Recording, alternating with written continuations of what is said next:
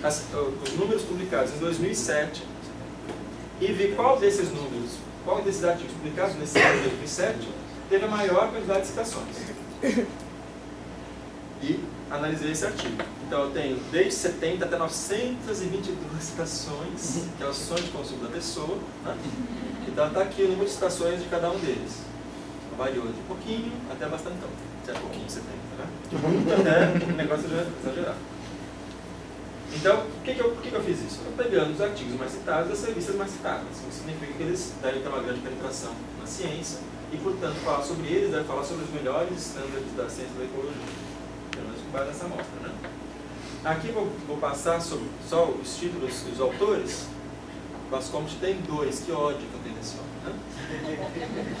Mas, enfim, são artigos sobre todas as coisas possíveis em ecologia, né? Filogenia e ecologia, genética e ecologia, ecologia das interações, ecologia de comunidades, ecofisiologia, teórico, 300 milhões de artigos de tipos diferentes. Aqui, vou passar rapidinho, se vocês quiserem ver. Obviamente, como são muito citados, a gente vai ver, muitos deles são artigos mais de revisão, de síntese, né? Até aqui, todos esses aqui estão naquela lista. Uma das revistas, embora seja classificada como revista também da área de ecologia, não tinha nenhum artigo de ecologia naquele ano. Bom, o que eu fiz com esses artigos aqui? Vi o tipo de estudo do artigo. Se era um review, se era um artigo teórico, se era uma meta-análise, se era um artigo metodológico, que tem lá dados que são gerados... Aliás, se é artigo metodológico, ou seja, se ele se debruça sobre métodos, sobre variação de métodos, ou se é experimental, se é falar de análise de dados. 1, 2, 3, até 20 é a sequência daquelas revistas, né? E aí fui ver quantos deles tinha em cada uma dessas categorias. Então, a maioria dos artigos, óbvio, são muito citados, né? São artigos mais de review, mais teóricos. Tem artigos de meta-análise, que também tem a ver com a síntese de informação já existente. Artigos que criticam ou propõem metodologias, mas tem também alguns experimentais. Então tem uma amplitude amostrada aqui nesses 19 artigos de objetivos diferentes. Aí eu fui ler em cada um desses artigos a referência que eles fazem a teste de significância. Está presente nos métodos?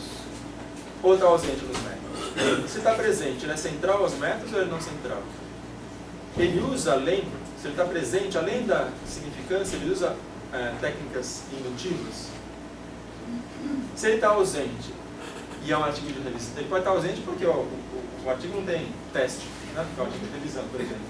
Mas se ele está ausente e se é um artigo de revisão, ele se refere a artigos que usaram, e está muito claro no texto que os artigos usaram, ele se refere a outros artigos dizendo, outro artigo testou a hipótese, usou um teste X, né? Ou não tem referência explícita no artigo de revisão ao uso de estatística diferencial nos artigos que estão sendo citados. Os artigos se criticam o teste de hipótese nula como adequado ou como inadequado. E, finalmente, os resultados do teste de significância que são usados no próprio artigo ou que são utilizados como literatura para estabelecer a conclusão do artigo, eles alteram a conclusão que o cientista teve. E isso aqui é a parte mais importante, né? De modo explícito ou não explícito. Porque se as conclusões desses artigões, que são conclusões que derivam do uso dessa ferramenta, significa que essa ferramenta está jogando um papel importante, né? Porque ela continua sendo uma coisa importante para decidir, para mudar teorias e avaliar modelos em ecologia. Resultado. Bom, tem artigos de todos os tipos. Em vários dos artigos, o teste de hipótese é central na metodologia. Ele é não central, mas está presente em um, e tem um deles que usa em conjunto a inferencial e seleção de modelos. Se ele não está ausente dos métodos, ainda assim, em artigos de revisão, vários deles citam que eles estão se referindo a artigos da literatura para construir a sua conclusão, e esses artigos usaram o teste de hipótese. Então eles não estão discriminando, falando, não quero esse tipo de resultado. Eles estão usando esse resultado como se fosse um resultado tão bom quanto outros. Sem referência bem válida, tá vendo? E sem referência explícita no artigo, indica duas coisas. Na maioria dos casos, indica que o artigo não tem de fato metodologia e não explicita se o artigo que está citando usou um tipo de metodologia ou outra, porque grande parte dos artigos são de revisão, né? Ou então ele usa um outro tipo de ferramenta que não é teste de hipótese. Tem um deles que faz, de algum modo, apresenta algum tipo de crítica, ao teste de hipótese nula, é a crítica positiva. E aqui eu tenho uma quantidade muito grande, mais de metade dos artigos, tem conclusões que derivam, que explicitamente nas conclusões do artigo, ele leva em conta resultados que derivaram do estatística diferencial. Portanto, parece que a estatística diferencial tem ainda um papel importante na produção de conhecimento em ecologia. Aqui é aquele artigo da flechinha, esse artigo aqui, que usa técnicas indutivas em conjunto com teste diferencial. Então, você tem na mesma tabela um resultado de teste de hipótese e um resultado de seleção de modelos. Se a gente olhar esses pintadinhos aqui, são aqueles que usam métodos de teste diferencial. Se a gente tiver a distribuição daqueles que são centrais na metodologia e veem quais tipos de artigo que eles estão presentes em todos. Tanto de artigos de revisão, como de meta-análise, como de metodológico, como experimentais, usaram, vez por outra, o teste de hipótese nula como central. Então não tem uma discriminação de que esse tipo de teste está centrado só em alguns tipos de artigos como os experimentais. Todos eles usam.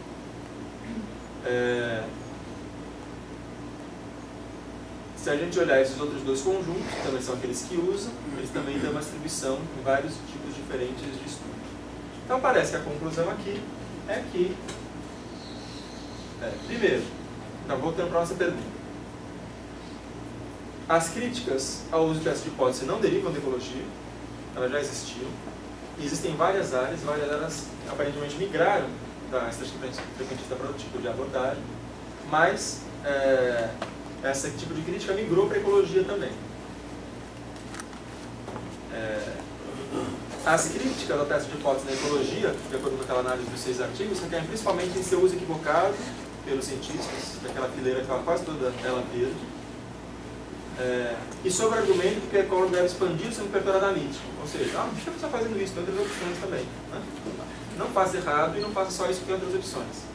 E as opções incluem principalmente a seleção de modelos. Então isso aqui é o principal tipo de crítica. E note, não é uma crítica específica e dramática ao teste de hipótese em si, né? Então, pelo menos não é isso que tem, embora tenha artigos que façam esse tipo de crítica, isso não é a coisa que parece prevalente.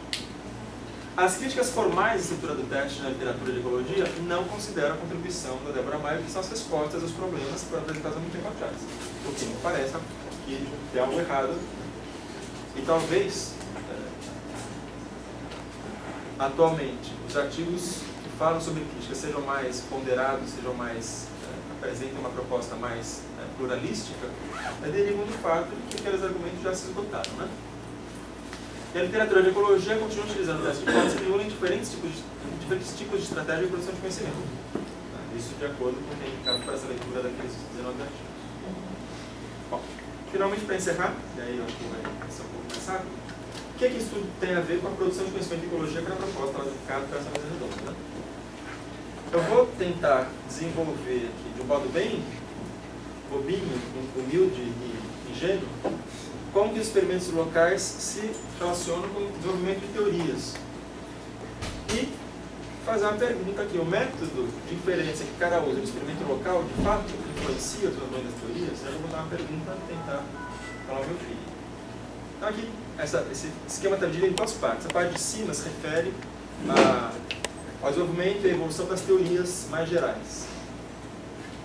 Aquelas concepções gerais que as comunidades se compactuam sobre como as coisas são. E isso tem uma certa evolução, né? Ou uma certa modificação. E tem um outro nível de atuação, que é a produção de conhecimento experimental lá no laboratório do sujeito.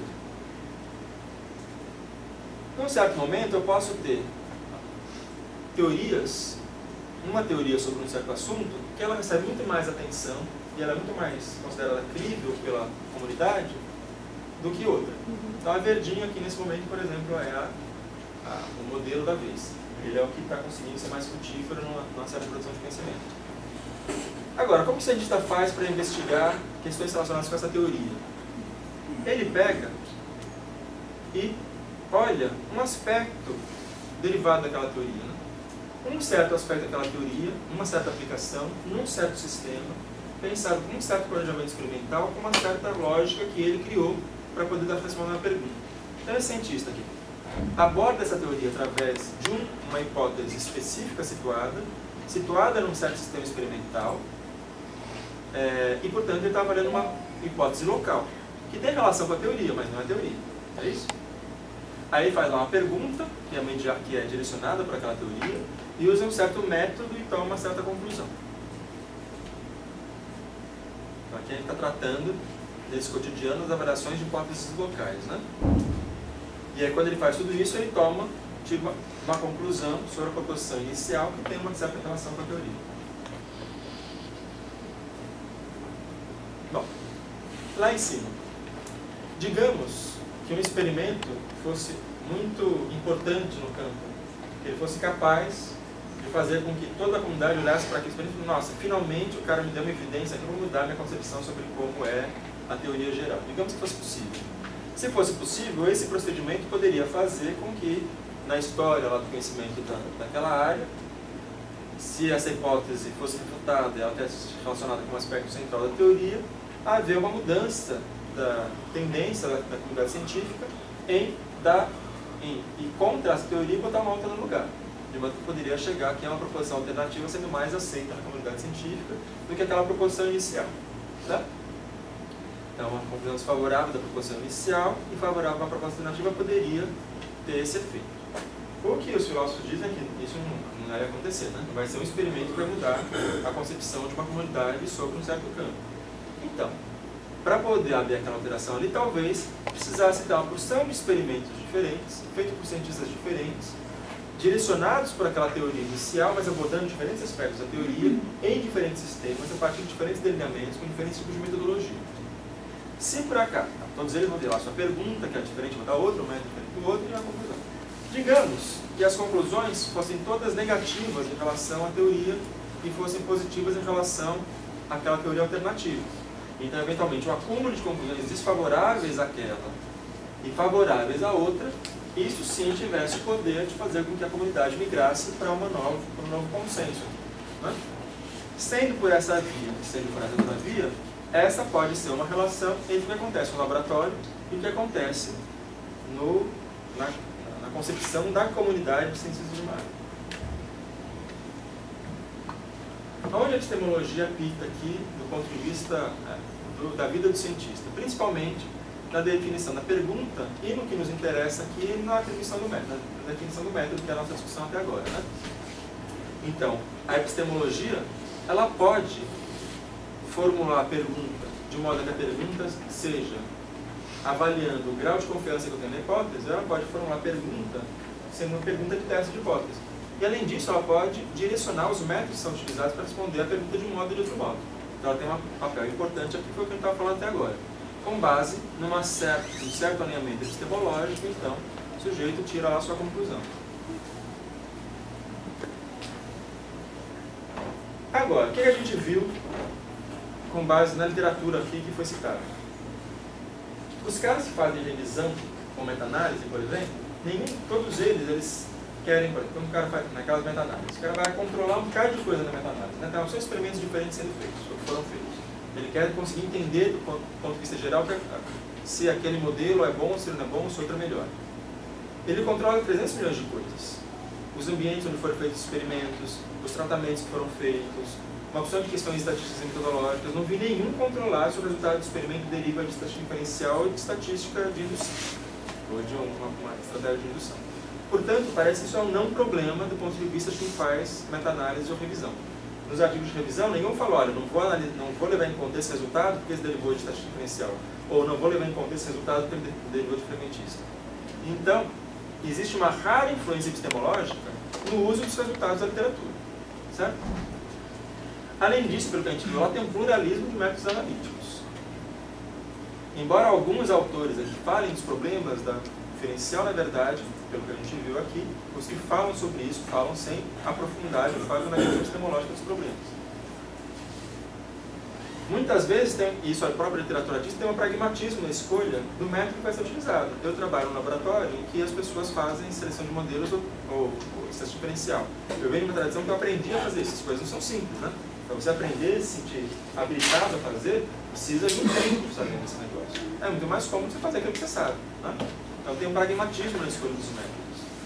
E a ênfase do que acontece depois que o experimento é feito, para que aquele resultado, aquela conclusão do experimento gere alteração lá em cima, é via de regra associada com a conclusão do experimento e não nos métodos, visto que ninguém está dando a mínima bola lá na hora de fazer a meta-análise para qual foi o método, pelo menos do ponto de vista do tipo de abordagem inferencial que foi utilizado. Bom, se de fato isso aqui acontece, não tem nenhuma ênfase desses dois aspectos aqui naquelas flechinhas que vão lá para cima. Então a epistemologia associada à filosofia da estatística não habita nenhum papel muito importante. O que habita papel importante são as decisões contingentes que as pessoas têm na hora de planejar o seu experimento. Aí então eu faço uma pergunta retórica aqui, né? Desconsiderado o debate epistemológico, indução versus falsificação deve enviesar o desenvolvimento das teorias e modelos? Aí eu vou sugerir um experimento mental. Digamos que não tivesse desenvolvido essa teoria frequentista lá no começo do século passado. Que no começo do século passado tivesse sido desenvolvida a seleção de modelos e ele fosse um tipo de... A nossa tradição de análise fosse essa, seleção de modelos. Agora, é uma tradição que usa essa metodologia, mas tem todo o resto da dinâmica da comunidade científica, que é baseada em crítica, em avaliação de delineamento, em análise metodológica. Digamos que fosse assim.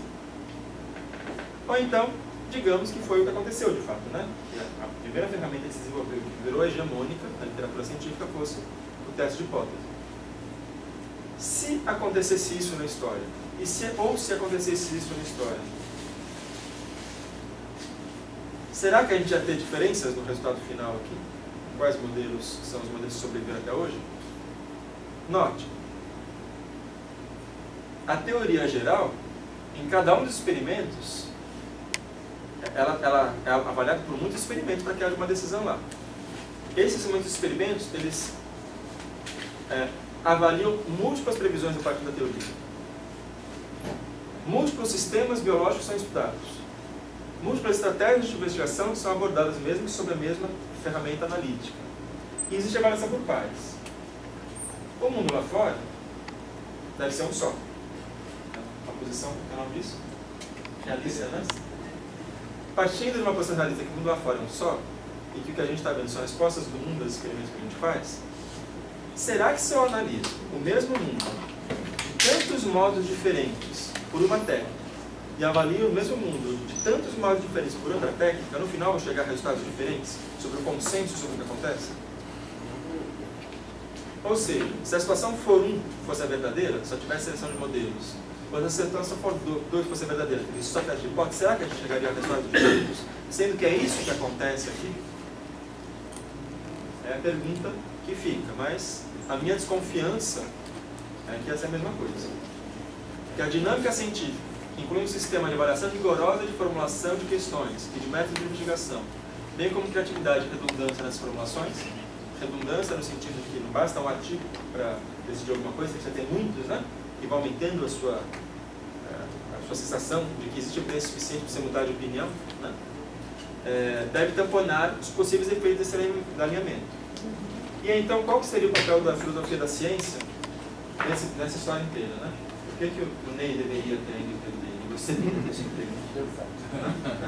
Se essas coisas acontecem. Na minha visão, é porque...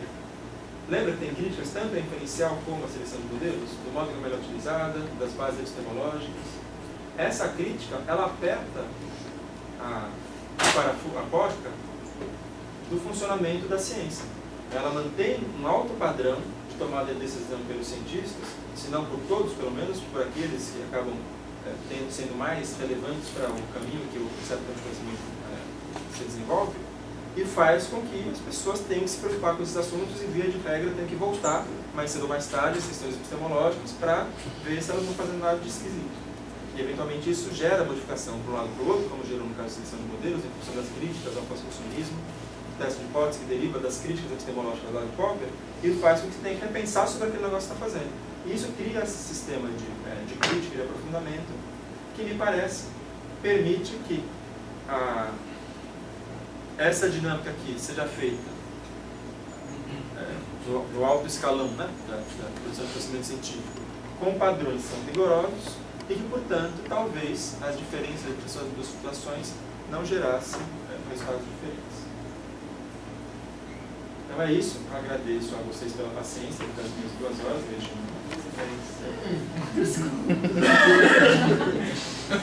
E agradeço especiais ao Charbel, que é o meu ídolo, né? Se eu penso nessas coisas todas, em grande parte tem a ver com o fato de que eu consigo conversar com o Charbel nos nossos almoços e nos eventos que a gente faz. Esse povo aqui são 2 estudantes de graduação e de pós, dos quais dão aula de estatística, que é o único jeito de aprender alguma coisa dando aula, e aprendi um bocado de coisa dando aula para vocês me estudaram um bocado. Renata Pardini, que também é outra aluna luzinha lá, que é um norte do sul, e que também com quem eu tenho discutido muitos assuntos. Paulo Inácio, que foi a pessoa que pela primeira vez eu ouvi falando de seleção de modelos, que tinha noção do que se tratava, e a gente já conversou muito sobre isso, inclusive uma dessas conversas gerou um debate sobre participação, né? 300 milhões de anos atrás. E é o Ricardo Carmo, que me obrigou, graças a Deus, em pouco tempo, a falar, então tem que ficar 5 dias fazendo isso, eu sempre fiquei aquela coisa.